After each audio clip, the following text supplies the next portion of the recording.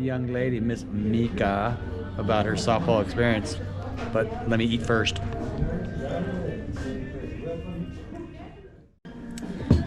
So yesterday we went for your doubleheader. I know you've been playing softball now for almost 2 years now. In May, I think. 2 years, May 24th, I think. I think it's before that because I have a picture of you made her sweats outfit.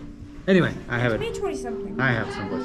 Anyway, I just want to follow up and just kind of figure out, like, tell us, like, why'd you start playing softball in the first place? My friend invited me, and at first I didn't want to because I didn't think I'd be good, but then I decided to give it a try, and It's been good, right? Yeah. How has playing softball changed your life living here in Bajaboy-Mexico? I feel like I'm more confident and I'm not as nervous, especially with all the like traveling and meeting new people. Yeah. And yeah. Let me see. What has been one of your favorite things about playing? Like, what's what are some of the best things that have come out of playing softball? Well, I feel like my favorite thing is when, like, for example, in this game, when you're doing something and you're doing it, like, you're doing it okay, and then you finally get that, you finally do it where it's good, and then you finally feel like it's all worth it. Yeah. Or when your teammates or your coach are happy for you, like at my state tournament here, I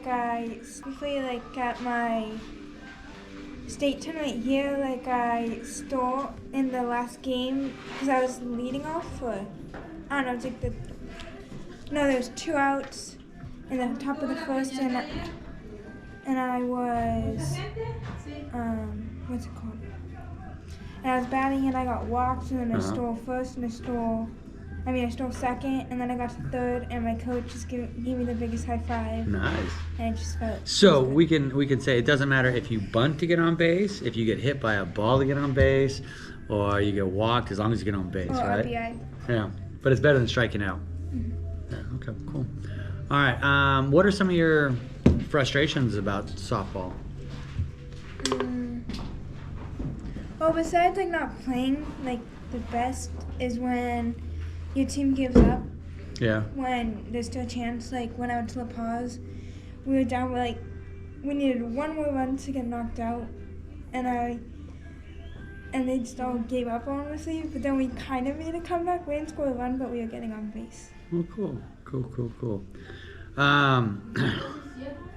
Yeah, softball's been cool. I know it's.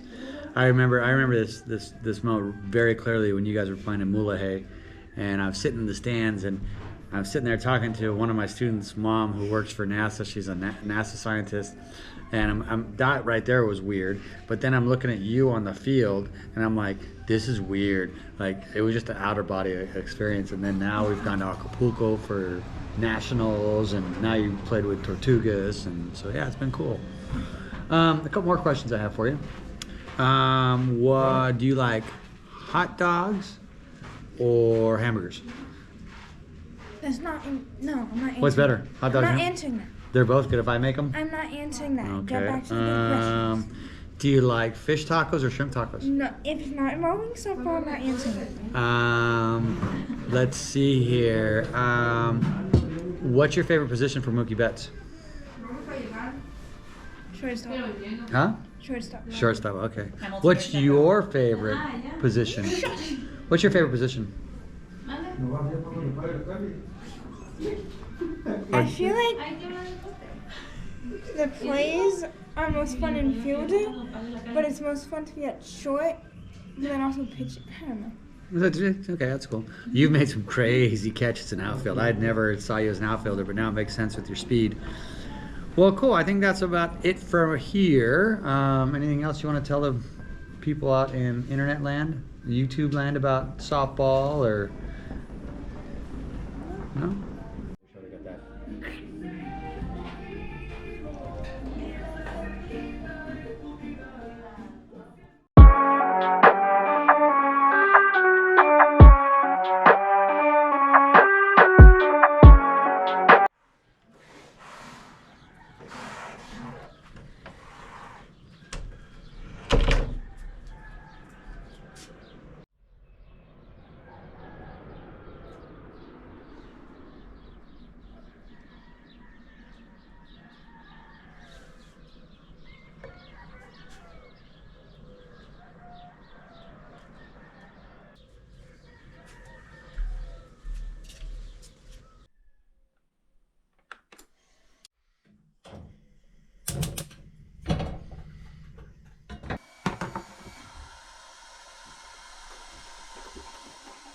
deep dish Detroit style pizza ready for tonight for after the game. One of these days we're gonna have to take you guys into a deep dive on our pizza making journey. We like making good wood-fired pizzas.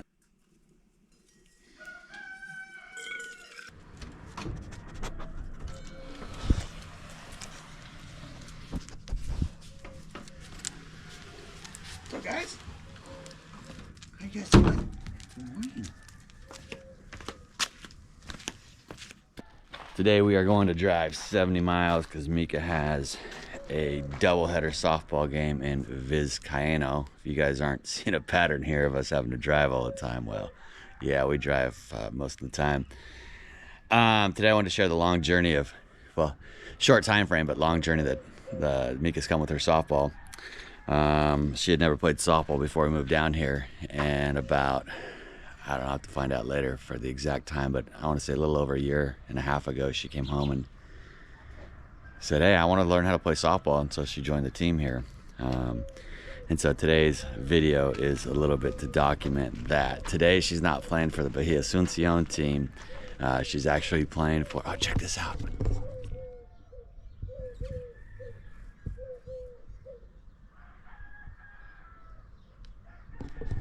That was weird. Anyway, today she's not playing for our local team. She's playing for Bahia Tortugas. And she met a lot of those girls when she went to the national tournament last year in Acapulco. So we'll talk more about that today too. But these guys are hungry. These chickens and roosters, they need to eat.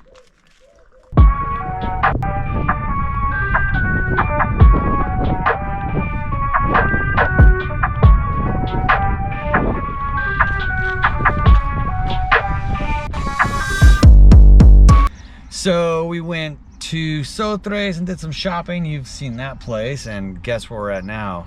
A trip to Vizcaíno means a trip to get some tacos at the best tacos around. Actually, they're burritos, so I'm hoping they have some chicharron. If not, we'll get something else. Everything's good here. So Mika's got 2 games today. She's playing with Bahia Tortugas. I think Vizcaíno has some girls coming. Guerrero Negro has some girls coming, and it's mainly just to practice. I don't think anyone has full teams as of now, but it's good to see our friends who we've met through softball, and look forward to sharing more about today.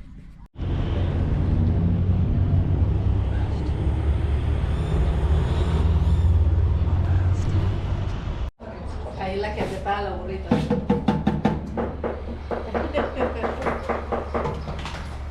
El ingrediente secreto es amor.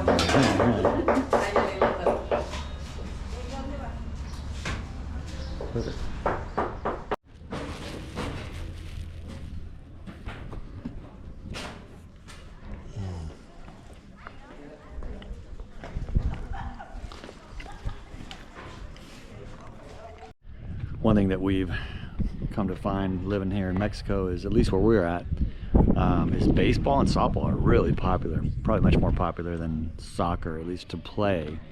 So almost every town has a team, and they have pretty strong competitions. But yeah, so it's good to see. Now, the facilities aren't always in the best of shape. And that's one of the things that we've noticed is the girls definitely play second fiddle to the boys, which I don't quite understand. And it's sad.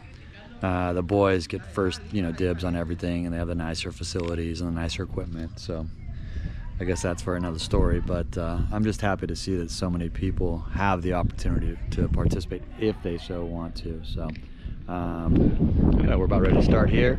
We've got Guerrero Negro and Tortugas. Looks like Guerrero Negro have their big girls. Today is more about practice, so we'll see.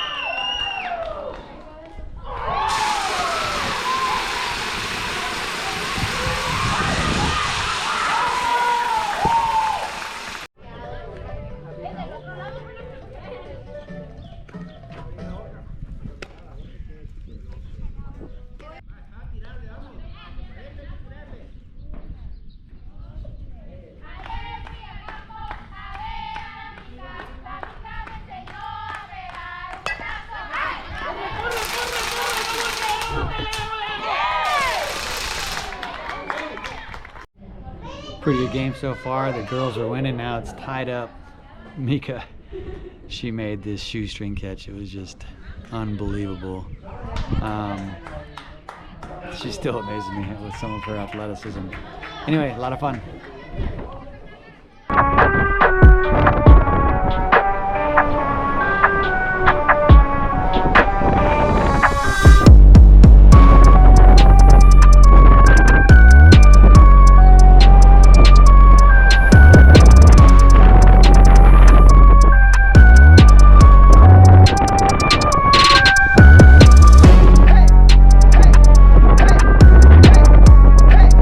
So we're about ready to start game 2 here. Again, it's just kind of a practice game. It's kind of fun for all the girls to be out here.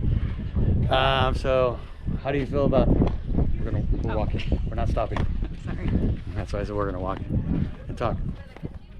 All right, so here we are at Mika's second game. She's playing with Bajaboy-Mexico. What are some of your thoughts on, did you ever think you'd be here in Vizcaya watching your daughter play softball? Well, it's funny, I think it was just maybe yesterday, the day before, you're like, wow, it's been 2 years that she started. She first got her little IMSS jersey. When some friends of ours said, hey, softball was starting, you know, Mika, do you want to do it? Never, ever would I have expected her to say yes. Generally, when something's new, Mika gets really nervous, but right off the bat, she said yes. I was like, oh. And I mean, for 2 years straight, she's just given it 110%. Really found her passion. She really found something that she's great at.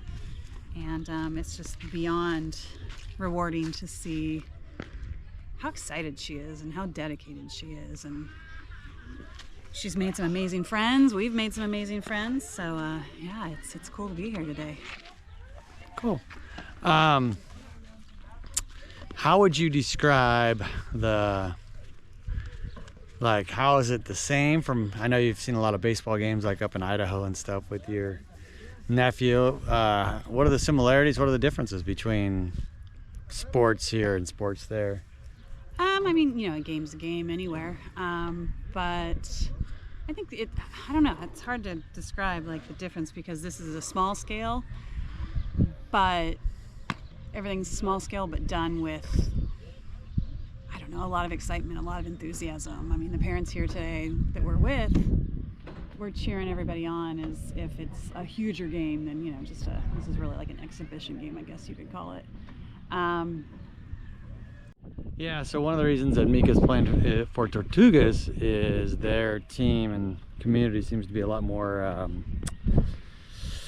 committed, I would say, to the girls, to the team. It seems like one of my frustrations with Asuncion, as much as I love it and as much as I love the people there, it's just, it seems like if it's too windy, oh, we can't play. If it's too hot, we can't play. There's just a lot of excuses as to why we can't do things. And so I alluded to it earlier in the video.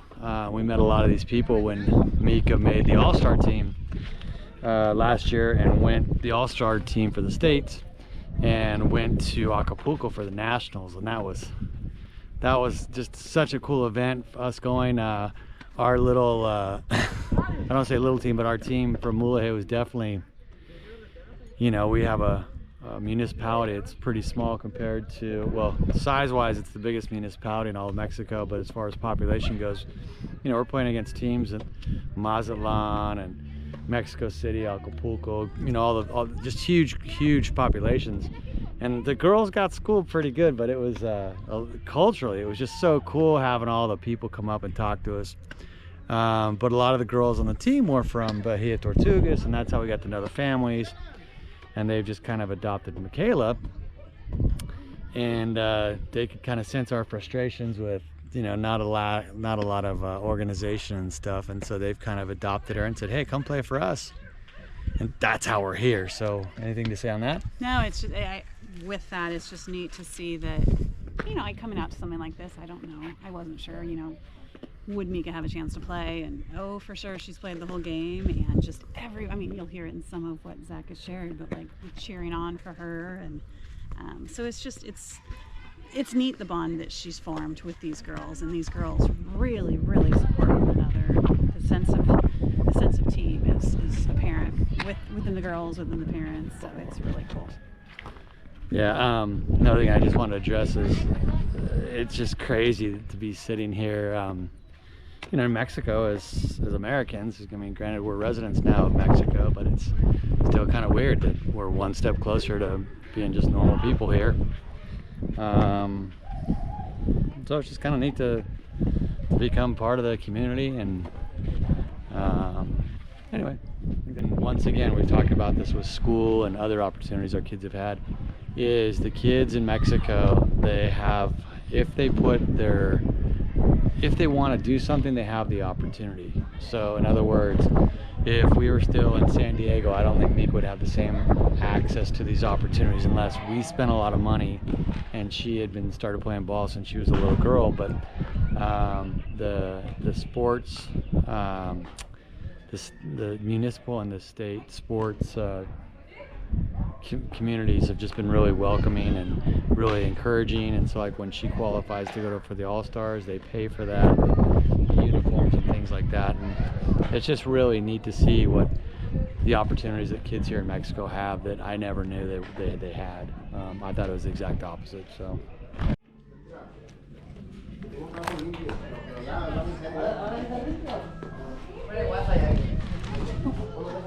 Let's go, Mix! Pégale en el tobillo, Mika, pégale en el tobillo.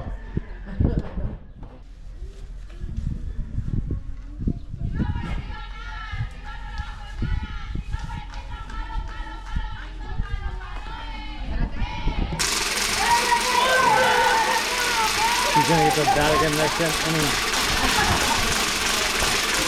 What? Sorry.